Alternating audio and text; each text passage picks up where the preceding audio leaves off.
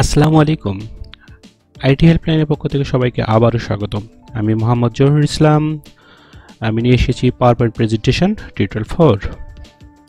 এর আগে আমরা 3টা টিউটোরিয়াল কমপ্লিট করেছি, আজকে আমাদের টিউটোরিয়াল নাম্বার 4।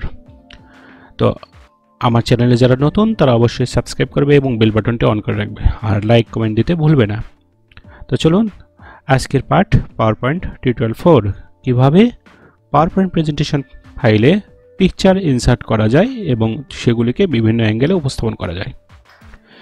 তো চলুন দেখা যাক। আমরা যেখানে ফাইলটি রেখেছিলাম সেখানে আমরা ওপেন করব। সেই ফোল্ডারটি ওপেন করার পর আমরা প্রেজেন্টেশন, এই যেখানে প্রেজেন্টেশন 1 ফাইলটি অন করব।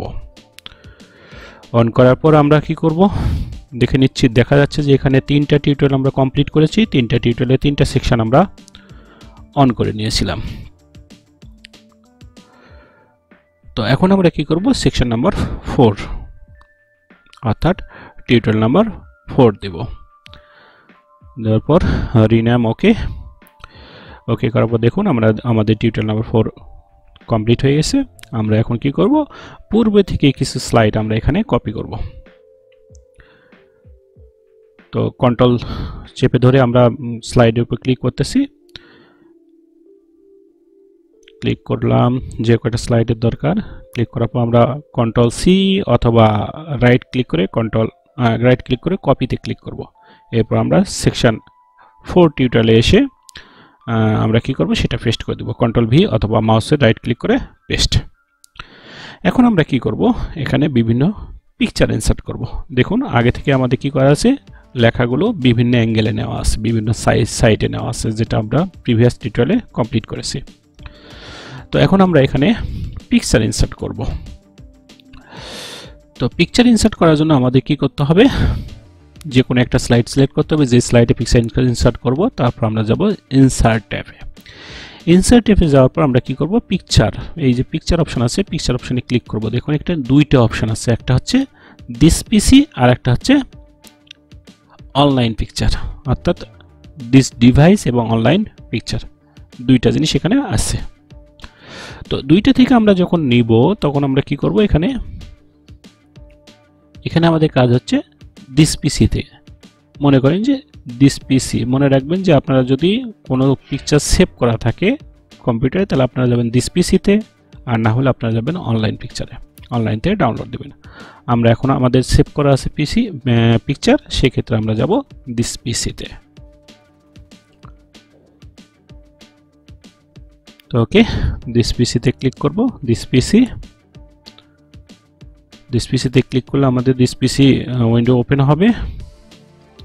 ওপেন করার পর আমরা কোথায় রেখেছি, যেমন আমার ডাউনলোডে আছে পিকচার, এখান থেকে আমার কভার পিকচার আমার চ্যানেলের, এটা আমি নিলাম। ইনসার্ট সিলেক্ট করার পর ইনসার্টে ক্লিক করব। ইনসার্টে ক্লিক করলেই দেখুন, ইনসার্টে ক্লিক করতেছি। ইনসার্টে ক্লিক করলেই আমার পিকচারটি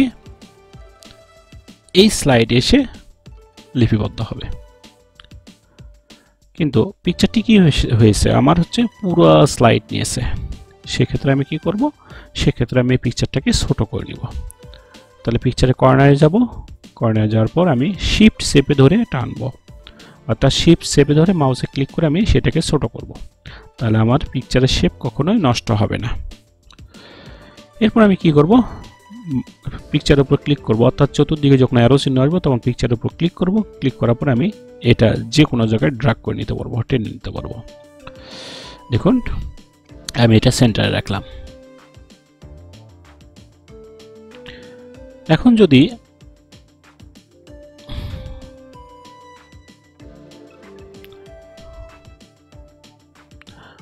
আমি একটা লোগো নেই আবার সেম ক্যাটাগরিতে, সেক্ষেত্রে আমি আবার ইনসার্টে যাব। ইনসার্ট থেকে আমি লোগো নিব।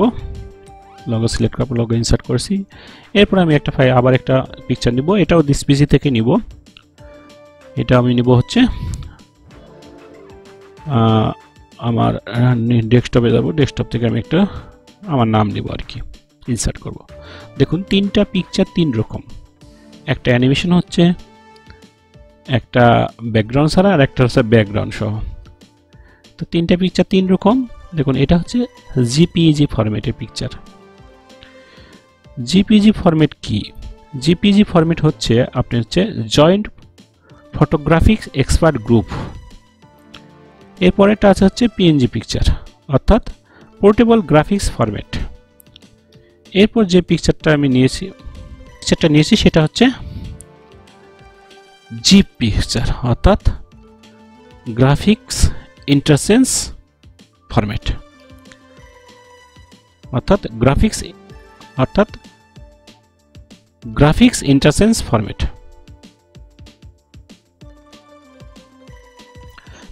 তিন রকম, একটা হচ্ছে জিপিজি ফরম্যাট যেটা ব্যাকগ্রাউন্ড আছে, এটা হচ্ছে জিপ ফরম্যাট, জিপিজি ফরম্যাট, তারপর হচ্ছে পিএনজি ফরম্যাট, তারপর হচ্ছে আমার জিপ ফরম্যাট। তো তিন রকম, আপনারা তিনটা নিয়ে কাজ করবেন। পিএনজিতে ব্যাকগ্রাউন্ড ছাড়া এবং এটা হচ্ছে ব্যাকগ্রাউন্ড সহ, আর জিপ ফাইল তো অবশ্যই অ্যানিমেশন ফাইল। এরপর আমরা যাব অনলাইন থেকে কিছু পিকচার ডাউনলোড করে নেব। তো অনলাইন থেকে কিছু পিকচার ডাউনলোড করার জন্য আমরা আবার ইনসার্টে যাব। ইনসার্ট থেকে আমরা যাব, যেহেতু আমি এখানে মাঝখানে রাখবো, তো ইনসার্টে যাব। ইনসার্টে যাওয়ার পর এবার আমি নিব অনলাইন থেকে পিকচার। তো অনলাইন থেকে পিকচার নেওয়ার জন্য আমি এখানে অবশ্যই অ্যানিমেশন আকারে যে পিকচারটা সেটা নিব। যেমন এখানে আমি ন্যাশনাল ফ্ল্যাগ অর্থাৎ Bangladesh national flag dot zip file নিব, অর্থাৎ আমি এখানে জিপ ফাইল ইনক্লুড করব। সিলেক্ট ইনসার্ট, তাহলে আমার জিপ ফাইলটি আমার স্লাইডে চলে আসবে। এটা আমি কর্নারে থেকে ছোট করে নেব, নেওয়ার পর আমি এটা একটু সরিয়ে নেব। ওকে, দেখুন আমার মাঝখানে জিপ ফাইল হয়ে গেছে। পরে স্লাইডে চলে গেলাম। এখানে আমি আবার ইনসার্টে যাব। ইনসার্ট থেকে আমি কি করব, ইনসার্ট থেকে আমি পিকচার থেকে অনলাইন পিকচার। এখানে আমি বিশ্বকবি রবীন্দ্রনাথ ঠাকুরের একটা ছবি নেব। তো বিশ্বকবি রবীন্দ্রনাথ ঠাকুরের ছবি নেব, সেক্ষেত্রে আমি রবীন্দ্রনাথ ঠাকুর লিখে সার্চ দেব। যেহেতু অনলাইনে সকল ছবি আমরা পাই, তো রবীন্দ্রনাথ ঠাকুরের ছবি এসেছে। আমরা এখান থেকে রবীন্দ্রনাথ ঠাকুরের একটা ছবি সিলেক্ট করব, তারপর ইনসার্ট করব। দেখুন ছবিটি চলে এসেছে স্লাইডে। ওকে, আমরা একটু ছোট করে নিলাম, অর্থাৎ আপনার স্লাইডে অ্যাডজাস্ট করার জন্য যতটুকু করতে হবে ততটুকু ছোট করে নেবেন। দেখুন আমার ডানে বামে নিতে পারবে। এরপর নেক্সট হচ্ছে জাতীয় সঙ্গীত। জাতীয় সঙ্গীত এখানে একটু সেন্টার পজিশনে আমি হচ্ছে বাংলাদেশের ম্যাপ দিব। আবার অনলাইন পিকচার থেকে আমি বাংলাদেশ ম্যাপ বা ম্যাপ বাংলাদেশ লিখে সার্চ দিলে আমার বাংলাদেশের ম্যাপটি চলে আসবে। ওকে, চলে এসেছে আমার বাংলাদেশের ম্যাপ। আমি সিলেক্ট করলাম, ইনসার্ট করলাম। ওকে, তো ডাউনলোড হচ্ছে। ওকে, ডান। এবার আমি ছোট করে নিলাম পিকচার ছোট করে নেওয়ার পরে আমি এখন কি করব, এই পিকচারগুলোকে বিভিন্ন কাজ করে নিব, বিভিন্ন অ্যাঙ্গেলে কাজ করে নিব। তো আমি প্রথম পিকচারের দিকে যাচ্ছি। প্রথম পিকচারে গিয়ে আমি দেখুন আমার প্রথম পিকচারটা, সবকটা স্লাইডে আমি পিকচারগুলো দেখাচ্ছি। সবকটা স্লাইডে আমার সেট হয়ে গেছে পিকচারগুলো, কোনোটা ডানে, কোনোটা বামে, কোনোটা মাঝখানে, কোনোটা সেন্টারে, এরকম করে সেট করেছি। এখন উপরের ট্যাবে দেখুন আপনার ফরম্যাট নেই, সেক্ষেত্রে আপনি ফরম্যাট কিভাবে নিয়ে আসবেন। তো ফরম্যাট নিয়ে আসার জন্য আমাকে কি করতে হবে, এই ট্যাবে কিন্তু ফরম্যাট থাকার কথা। ফরম্যাট না থাকলে আমি পিকচারে কোনো কাজ করতে পারবো না, এখানে ফরম্যাট থাকবে। তো ফরম্যাট নেই, সেক্ষেত্রে আমি কি করব, পিকচারের উপর যদি আমি ক্লিক করি তাহলে ফরম্যাট অর্থাৎ পিকচার টুলস ফরম্যাট আসবে।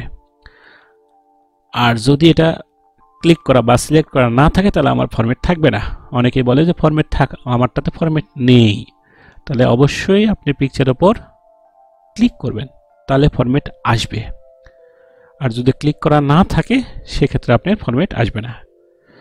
দেখুন নেই, ফরম্যাট নেই, তাহলে আমাকে অবশ্যই পিকচারটা সিলেক্ট করতে হবে। এরপর আমাকে ফরম্যাটে যেতে হবে। ফরম্যাটে গিয়ে দেখুন এখানে অ্যাডজাস্ট থেকে রিমুভ ব্যাকগ্রাউন্ড। আপনি যদি ব্যাকগ্রাউন্ড রিমুভ করতে চান তাহলে আপনি এখানে রিমুভে ক্লিক করার পর কিপ চেঞ্জ করলে আপনি ব্যাকগ্রাউন্ডটা রিমুভ হয়ে যাবে। তো এরপর আপনি আবার স্বাভাবিক অবস্থায় আসলাম, কন্ট্রোল জেড। আবার দেখাচ্ছি ব্যাকগ্রাউন্ড কিভাবে রিমুভ করবেন, কিপ চেঞ্জ, তাহলে আমার ব্যাকগ্রাউন্ডটা রিমুভ হয়ে যাবে। আমি একটু রিসেট করে নিচ্ছি। তো কারেকশন করার জন্য আপনাকে বিভিন্ন কালার আছে, এখানে বিভিন্ন কালার কারেকশন করতে পারেন এখান থেকে। এরপর আপনি দেখুন কালার থেকে আপনি কালার চেঞ্জ করতে পারেন। তারপর হচ্ছে আর্টিস্টিক্স ইফেক্ট। এখানে আর্টিস্টিক্স ইফেক্ট অর্থ হচ্ছে আপনি ড্রয়িং এই পিকচারটাকে ড্রয়িংয়ের মতো ফরম্যাটে উপস্থাপন করবেন। তো এরপর এই আর্টিস্টিক ফরম্যাটে আপনি দেখুন ড্রয়িংয়ের মতো বিভিন্ন কালার আছে, অর্থাৎ বিভিন্ন ফরম্যাট আছে। এখান থেকে যে কোনো ইচ্ছা করলে যে কোনো ফরম্যাট আপনি সিলেক্ট করে নিতে পারেন। এরপর আসুন কম্প্রেসের তেমন কোনো প্রয়োজন নাই। এরপর আমি যাব চেঞ্জ পিকচার, অর্থাৎ যদি আপনি এই পিকচারটাকে চেঞ্জ করার প্রয়োজন পড়ে, অন্য একটা পিকচার নেওয়ার প্রয়োজন পড়ে, তখন আপনি যাবেন হচ্ছে এখান থেকে ফ্রম ফাইল থেকে যদি নেওয়ার প্রয়োজন পড়ে, যদি অনলাইন থেকে নেওয়ার প্রয়োজন পড়ে, যদি আইকন নেওয়ার প্রয়োজন পড়ে, ক্লিপবোর্ড নেওয়ার প্রয়োজন পড়ে এক্ষেত্রে। এরপর আছে হচ্ছে রিসেট পিকচার। আপনি অ্যাডজাস্টের অধীনে যতগুলো কাজ করেছেন অ্যাডজাস্টের অধীনে সব কয়টা যদি রিসেট করতে চান, অর্থাৎ পিকচার যদি আপনি প্রথম যে অবস্থায় নিয়ে এসেছিলেন সেই অবস্থা যদি নিতে চান, তাহলে আপনি রিসেট বাটনে ক্লিক করলে রিসেট পিকচার হয়ে যাবে, অর্থাৎ প্রাথমিক অবস্থায় চলে যাবে পিকচারটি। এরপর আসা যাক পিকচার স্টাইল।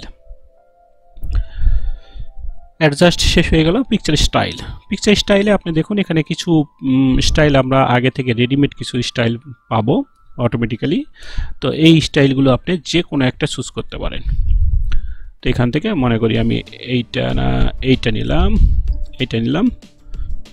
দেখুন এই স্টাইলটা আমি নিয়ে নিলাম। এরপর আপনাকে পিকচার বর্ডার, অর্থাৎ যদি আপনি বর্ডার দিতে চান পিকচারের চতুর্দিকে, তাহলে আপনি পিকচার বর্ডার নিতে পারেন। পিকচার বর্ডার থেকে আপনি কালার সিলেক্ট করতে হবে, যে কালারের বর্ডার দিবেন। পিকচার বর্ডার আপনি ওয়েটটা কমাতে পারেন, বাড়াতে পারেন। এই যে ওয়েট, অর্থাৎ চতুর্দিকে যে বর্ডারটা আছে তার ওয়েটটা কমাতেও পারেন, বাড়াতে পারেন। সেক্ষেত্রে আমি একটু কমাই দিচ্ছি। এরপর আছে হচ্ছে পিকচার ইফেক্টে দেখুন পিকচারে বিভিন্ন ইফেক্টে আপনি উপস্থাপন করতে পারেন। এখানে দেখুন যেটা আপনার ভালো লাগবে, যেটা আপনার ছবির জন্য অ্যাপ্রোপ্রিয়েট মনে হবে সেটা নিয়ে নেবেন। এরপর যেটা হচ্ছে পিকচার লেআউটের অতটা প্রয়োজন নেই, আমরা সেটা অ্যাভয়েড করলাম। অ্যাভয়েড করার পর আমরা গেলাম হচ্ছে ব্রিং ফরওয়ার্ড আর হচ্ছে সেন্ড ব্যাকওয়ার্ড। এই দুইটা জিনিস ভেরি ইম্পর্টেন্ট, কারণ কাজের ক্ষেত্রে লেখা যখন আমরা দেখি এখানে আবার রাইট ক্লিক করে আমরা পাচ্ছি পিকচারের উপর, যখন রাইট ক্লিক করবো তখনও সেন্ড টু ব্যাক আর ব্রিং টু ফ্রন্ট, এই দুইটা আমরা পাবো। তো যদি আমি সেন্ড টু ব্যাক করি তাহলে দেখুন, আর সেন্ড টু ফ্রন্ট করি তাহলে কি হবে, তাহলে কোনোটা লেখা উপরে আসতেছে, কোনোটা লেখা ভিতরে চলে যাচ্ছে, দেখতে পাচ্ছি না। এক্ষেত্রে আমরা এটা ব্যবহার করব। সিলেকশন পেন দরকার নেই। অ্যালাইন আমরা পিকচারটাকে সাধারণত টেনে নিয়ে মাঝখানে সাইডে কর্নারে এগুলি নেই আর কি। সেক্ষেত্রে আমরা যদি এটা না করি, সেক্ষেত্রে আমরা অ্যালাইনে ক্লিক করে অ্যালাইন কোন সাইডে নিব, লেফট, রাইট, সেন্টার, এগুলি আমরা অ্যালাইনগুলো করে নিতে পারি।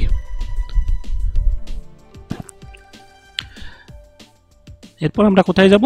এরপর আমরা যাব হচ্ছে রোটেটে গিয়ে আমরা কি করব, এখানে ক্লিক করে আমরা অ্যাঙ্গেলে ঘোরাতে পারি, বিভিন্ন অ্যাঙ্গেলে ঘোরাতে পারি। তো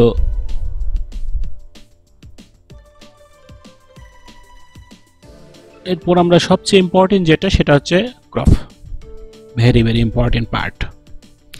তো ক্রপে ক্লিক করার পর আমরা দেখুন এরকম অপশন আসবে, তখন আমরা টেনে আমরা কি করতে পারবো, ক্রপ করতে পারবো। দেখুন এরপর আমরা যদি এরপর আমরা ক্রপে ক্লিক করলেই সেটা কি হবে, কেটে যাবে।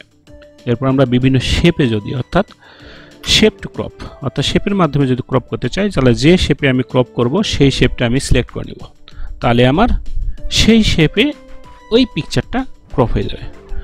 মনে করুন আমি এই শেপটা নিব, তাহলে শেপে ক্লিক করলে দেখুন বুম হয়ে গেছে।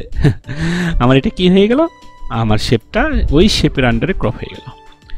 এরপর আমি কি করব, আমি যদি এক্সপেক্ট রেশিও কোনো একটা রেশিওতে কাটতে চাই, সেক্ষেত্রে আমরা এক্সপেক্ট রেশিওতে ক্লিক করব, তাহলে আমার ওইটা কেটে যাবে। তারপর এটা আমার দরকার নেই, এটা আমি করব না, এটা দরকার নেই, প্রয়োজন নেই। তো